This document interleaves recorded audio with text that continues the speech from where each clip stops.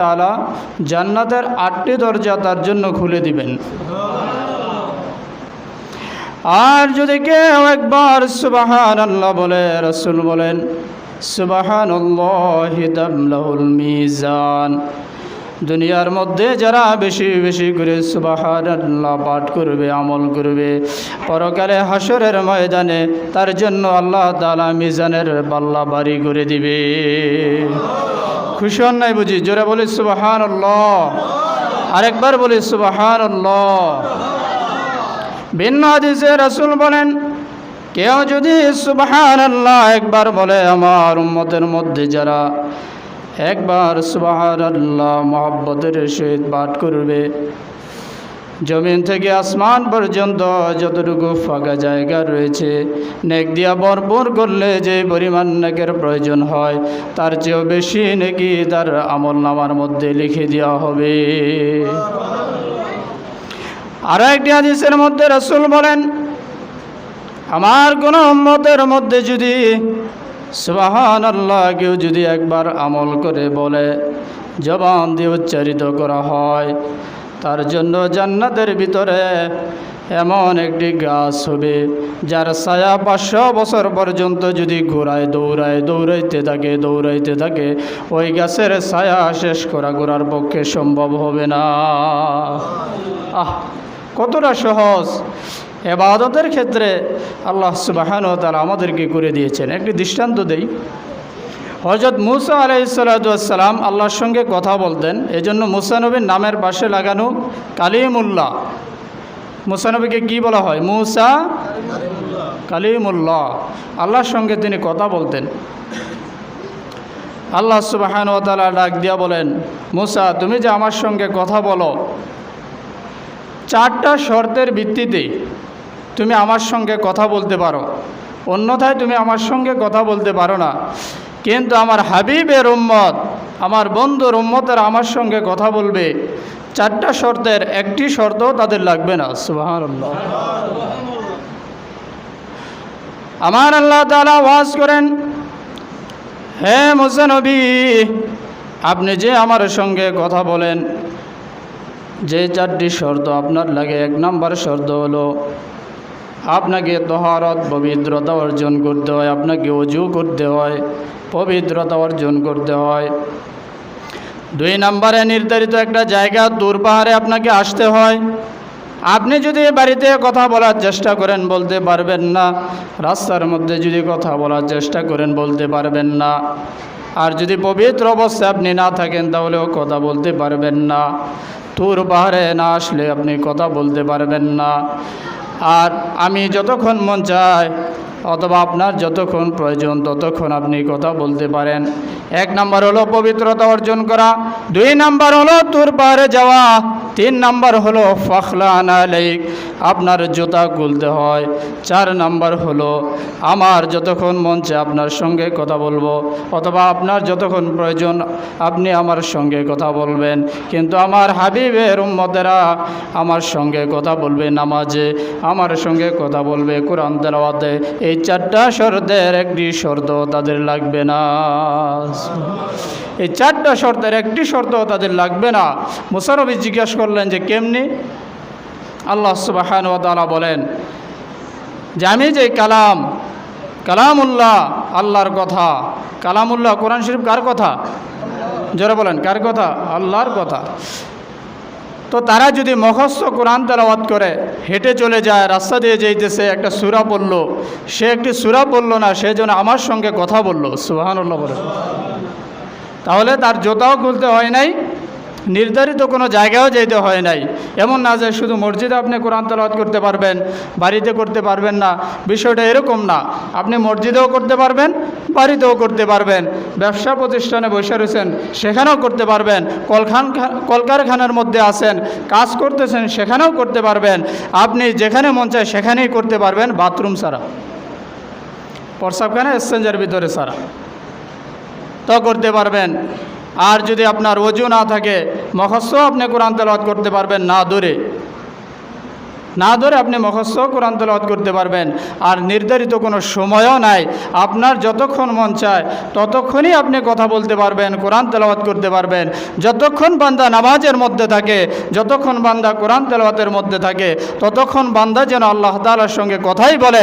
4টা শর্তের একটি শর্তও তাদের লাগে না। সুবহানাল্লাহ বলেন। তারা সহজ করে দিয়েছেন আল্লাহ তাআলা। হাবিবের উম্মতদেরকে ইবাদতের ক্ষেত্রে তারা এগিয়ে যাবে, অগ্রসর হবে, আর আল্লাহর সঙ্গে তারা মিল মহব্বত, ইশক মহব্বত তারা পয়দা করবে।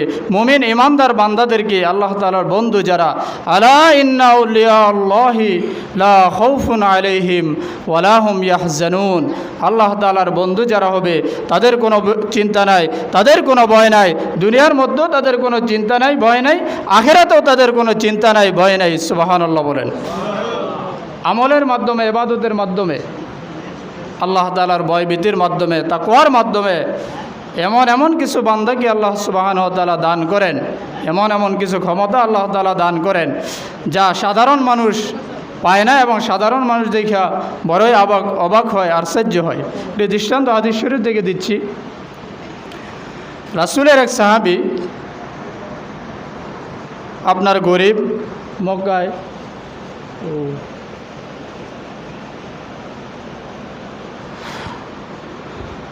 আচ্ছা আমার দিকে থাকেন, সবাই কাতারবন্দি হয়ে দাঁড়ায়। হ্যাঁ, পিছনে যে লোকগুলো আসে পরে যেন বসতে পারে, এই জন্য আমরা কাতারবন্দি হয়ে আগে থেকেই বসে পড়ি, তাহলে সুবিধা হবে আর কি। তো বলতেছিলাম, রাসূলের এক সাহাবী অভাব অনটনের মধ্যে পড়ে গেছে, প্রচণ্ড রকম অভাব অনটন, কামাই রোজগার নাই, ঘরের ভিতরে তিনি বসে থাকে, খাবারও নাই। এমন সময় অল্প কিছু পরিমাণ টাকা স্ত্রী জমাইছে অল্প পরিমাণ কিছু দেরহাম টাকা। তো এই অল্প কিছু টাকা হাতে দিয়ে দিলেন যে যান বাজারে যান, এই অল্প কিছু পরিমাণ টাকাই আমার কাছে আছে, আর নাই, এটা দিয়ে আটা কিনে নিয়ে আসেন, খাবারের ব্যবস্থা করি, খুব অভাবের মধ্যে আছি। সাহাবী আবার টাকা নিয়ে বাজারের দিকে রওনা হলেন। পথিমধ্যে রাস্তার মধ্যে আরেকজন অসহায় মানুষ ডাক দিয়া বলেন, হে রাসূলের সাহাবী, আপনি তো রাসূলের সাহাবী, আমি বড় মুসিবতের মধ্যে আছি, অভাব অনটনের মধ্যে আছি, খুব পেরেশানির মধ্যে আছি, মেহেরবানি করে আল্লাহর রস্তে যদি আমাকে কিছু দিতেন, সহযোগিতা করতেন, আমি বড় অসহায় অবস্থায় আছি, তাহলে আমার জন্য বড় উপকার হইতো। আমি আপনার জন্য দোয়া করব, আল্লাহ তাআলা যেন আপনাকে নেক হায়াত দারাজ করেন, আয় উন্নতি দান করেন, আমি আপনার জন্য সব সময় দোয়া করব। রাসূলের সাহাবীর মন দিল গলে গেল। স্ত্রী যে টাকা দিছিল অল্প পরিমাণ, ঘরের ভিতরে আর কিছুই তো নাই, নিজের মধ্যেও আর কিছু নাই, সমস্ত টাকাগুলো আল্লাহ তাআলার রাস্তায় ওই মিসকিনকে দান করে দিলেন। সুবহানাল্লাহ। দান করে দিয়ে তো এবার এক পা বাজারের দিকে যায়, 3 পা পিছনে আসে যে কী করি রে, এখন তো আমার হাত খালি। স্ত্রী যদি জানে, যদিও রাসূলের সাহাবীর স্ত্রী, ওই জামানার মহিলাদের মধ্যে পার্থক্য ছিল। আমাদের দেশের মহিলা হইলে বলতো যে ঘরের মধ্যে খাবার নাই, পেটের মধ্যে ভাত নাই, দরবেশগিরি দেখায়, টেয়া দান করার সময় হয়েছে না, বলতো কিনা বলেন? অধিকাংশ ক্ষেত্রেই বলতো। আবার কিছু ভালোও আছে। তো এবার কী করবে, খুব পেরেশানির মধ্যে পড়ে গেছে যে কি করা যায়। তো বাড়ি থেকে যে ব্যাগ নিয়ে আইছে, সাহাবী দাঁড়ানো ছিল, বসে বললেন, বসে এই ব্যাগের ভিতরে ইচ্ছা রকমের বালি ভরছে, ব্যাগ বোঝাই করে লেছে, বালি ভরতে ভরতে বোঝাই করে লেছে। তো ব্যাগ বইরা বাইন্দা, মুড়ি বাইন্দা মাথার মধ্যে নিছে, বাড়িতে যাইতেছে। এবার ব্যাগের ভিতরে আটা না বালু? সবাই বলতে হবে ব্যাগের ভিতরে কি?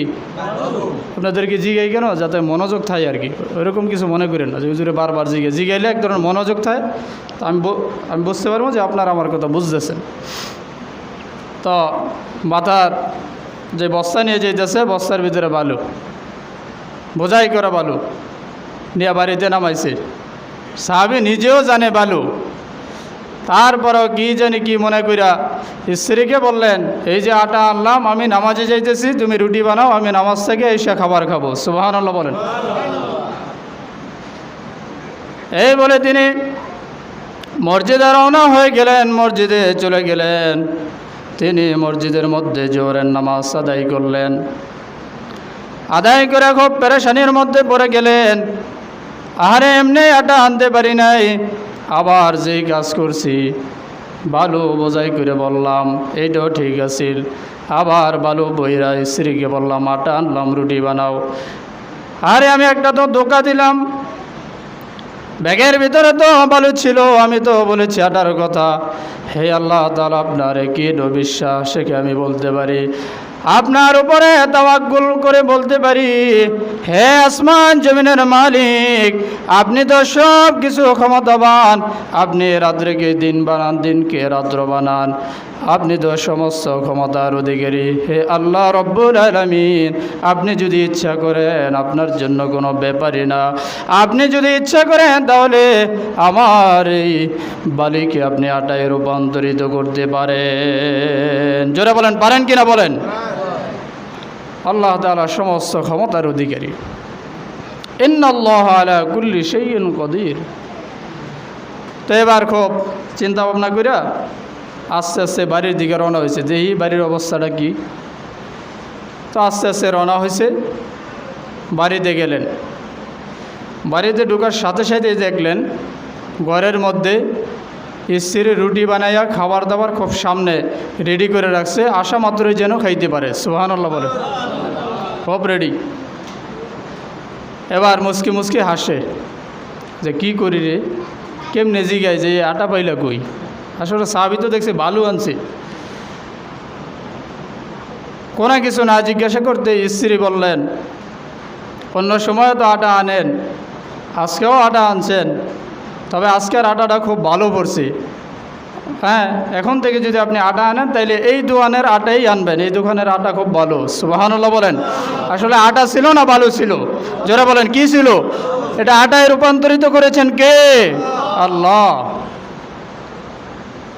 সাহাবী এবার চোখের মধ্যে পানি রাখতে পারলেন না, তিনি চোখের পানি ছেড়ে কেঁদে বললেন, ও আল্লাহ তাআলা রব্বুল আলামিন, আপনার উপরে তাওয়াক্কুল বিশ্বাস রেখে আমি ইয়াকিনের সহিত আপনাকে রাজি খুশি করার জন্য আমার কাছে যা ছিল সমস্ত কিছু আপনার রাস্তায় দান করে দিলাম, নিরাশ হয়ে গিয়েছিলাম, কিন্তু পরক্ষণেই আপনার শান মান মর্যাদার কথা মনে পড়ে আমি দিলের ভিতরে সাহস শিখেছি যে বালুকেও আপনি আটায় রূপান্তরিত করতে পারেন। এটা আমার একই বিশ্বাস ছিল, আপনি এমনভাবে কবুল করবেন, বাস্তবায়ন করবেন, এটা আমি কোনোদিন কল্পনাও করি না। হে আল্লাহ রব্বুল আলামিন, আমি আমার বাকি হায়াতে জিন্দেগিতে যতদিন থাকব ততদিন পর্যন্ত আমার সামর্থ্য অনুযায়ী আপনার রাস্তায় দিতেই থাকবো। সুবহানাল্লাহ বলেন। এ সাহায্য করেছেন কে? আল্লাহ। কোনো সময় কমে না। আপনি যদি আল্লাহর রাস্তায় দেন, মসজিদের মধ্যে দেন, তাহলে আল্লাহ সুবহানাহু ওয়া তাআলা কখনোই কমবেন, আপনার যা ছিল এর মধ্যে বরকত দিবেন। আর রাসূল পাক সাল্লাল্লাহু আলাইহি ওয়াসাল্লাম হাদিসে পাকের মধ্যে বলেন যে মনে করেন আপনার সামনে কোনো একটা বিপদ ছিল, দেখবেন এমন একটা বিপদের মধ্যে আপনি পড়তেন লইছিলেন কিন্তু পড়েন নাই, তখন আপনি নিজে নিজেই কইবেন যে বাঁচছি রে, বড় একটা বিপদের মধ্যে আল্লাহ বাঁচাইছে। এরকম করি না আমরা সময়তে? অনেক সময় আমরা বলি যে আল্লাহ বাঁচাই দিছে রে, এরকম একটা বিপদ হইলে আমার উপায়ই থাকতো না। এখন কেন যে বাঁচাইলো, কোন কাজের উসিলায় বাঁচাইলো, এটা আপনি নিজেও জানেন না। ওই যে কোনো জায়গায় ওয়াজের মধ্যে, কোনো জায়গায় মসজিদের মধ্যে কিছু চাইছে, আপনি দিয়া দিলেন আল্লাহ তাআলার রাস্তায়, মসজিদের জন্য আপনি দিয়া দিলেন। ওই যে একটা দান, সেটার কথা আপনার মনেও নাই 10 বছর আগে, 15 বছর আগে, 5 বছর আগে, কিন্তু এটা আল্লাহ তাআলা রেখেছেন। ওই দানের বরকতে, ওই ভালো কাজের বিনিময়ে আল্লাহ তাআলা আপনাকে এই বিপদ থেকে উদ্ধার করেছে। যেটা আপনার মনে নাই, সেটা আল্লাহ তাআলা দীর্ঘদিন পরে হলো আপনার উপরে বাস্তবায়ন করেছে। এমনিভাবে যারাই আল্লাহ তাআলার পথে এবং গড়ে সবসময় দান করবে, সহযোগিতা করবে, আল্লাহ সুবহানাহু ওয়া তাআলা, যেমন মনে করেন 100 টাকা দিলেন, সামনে 1000 টাকার আপনার একটা বিপদ ছিল, যে বিপদটা 1000 টাকায়ও কাটতো না, তখন দেখা যায় এই বিপদটা 100 টাকার বিনিময়ে আল্লাহ তাআলা আপনাকে উদ্ধার করে দিয়েছেন। সুবহানাল্লাহ বলেন। হাদিসে পাকের মধ্যে নবী আমার বলেন, যখন কিয়ামত হয়ে যাবে, ইসরাফিল আলাইহিস সালাম সিংহের মধ্যে ফুৎকার দিবেন, আর পাহাড়গুলো তুলার মতন উড়ে উড়ে চলতে থাকবে, উড়ে যাবে। সমুদ্রের পানিগুলো উতরাইতে থাকবে, আগুন ধরে যাবে। আর আসমানগুলোকে আল্লাহ তাআলা কাগজের পৃষ্ঠার মতন এইভাবে মুঠ করে বাস করে হাতের তালুর মধ্যে নেবেন। আল্লাহু আকবার বলেন। এইভাবে তালুর মধ্যে নেবেন। আর মানুষগুলো যখন কবর থেকে উঠতে থাকবেন, সমস্ত কিছু যখন ধ্বংস হয়ে যাবে, ওই সময় সেই সময় মসজিদ কায়েম থাকবে, মসজিদ স্থির থাকবে, ধ্বংস হবে না। আল্লাহ সুবহানাহু ওয়া তাআলা মসজিদকে যখন জিজ্ঞাসা করবে, তুই কেন এইভাবে দাঁড়াই রইলি, ধ্বংস হইলি না? তখন আল্লাহ তাআলা মসজিদের জবান খুলে দিবেন। পারেন কিনা বলেন? পারেন না? জবান খুলে দিবেন, মসজিদের জবান খুলে দিবেন।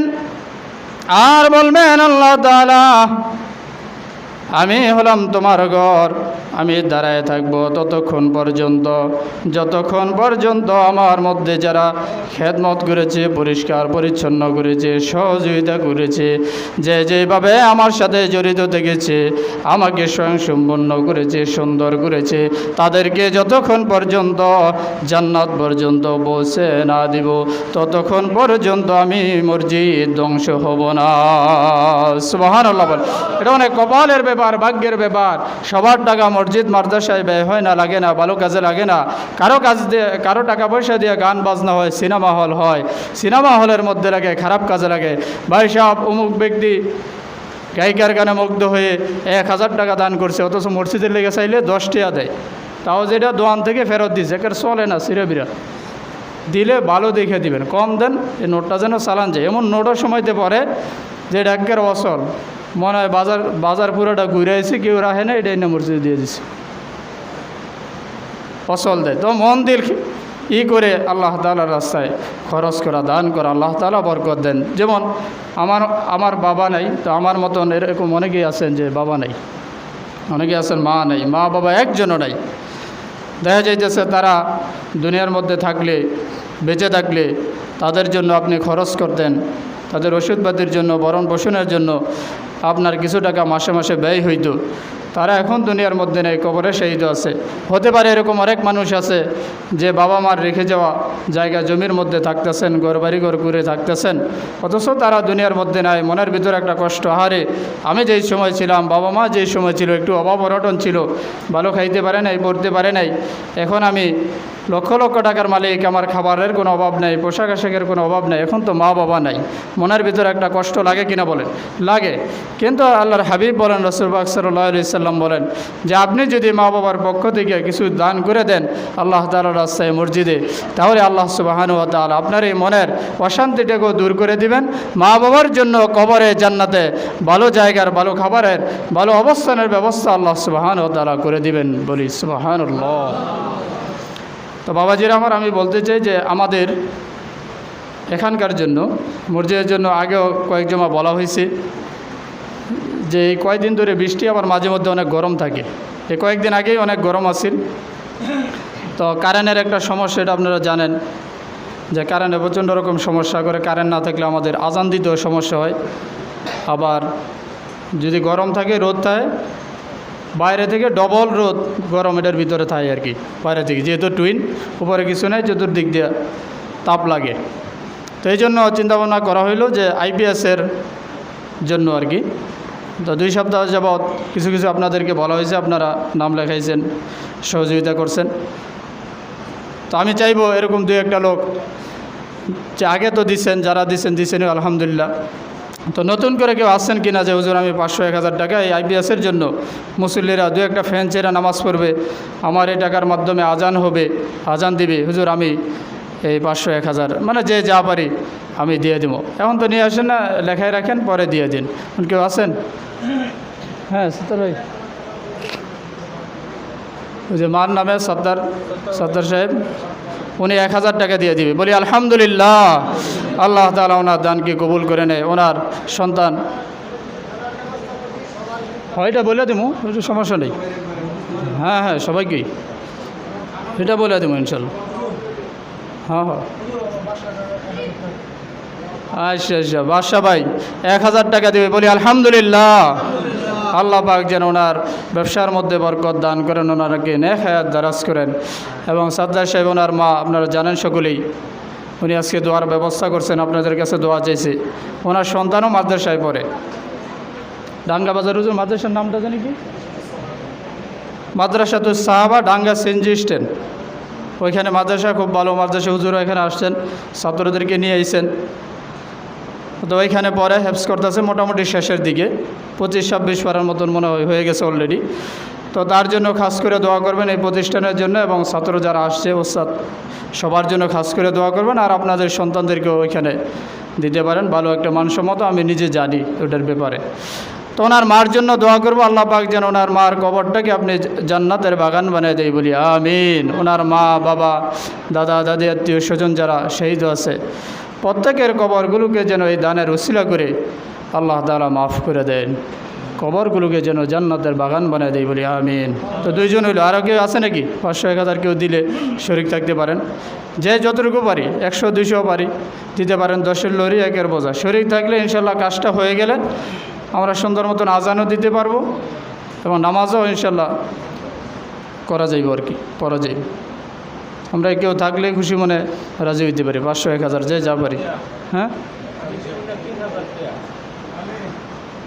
হাজি সাহেবের 3000 টাকা দিব কইতেছে।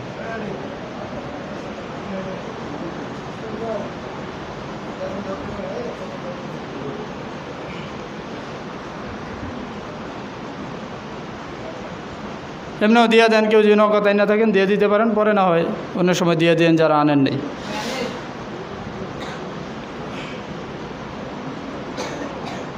আইবিএসের জন্য হাজি সাহেব দিবে 3000 টাকা, বলি মাশাআল্লাহ। আল্লাহ তাআলা যেন ওনার দানকে কবুল করে নেয়, আল্লাহ তাআলা যেন ওনার পিতামাতা নাই, দাদা দাদি শ্বশুর শাশুড়ি যারা কবরের মধ্যে শহীদ আছে, আল্লাহ তাআলা যেন প্রত্যেকের কবরগুলোকে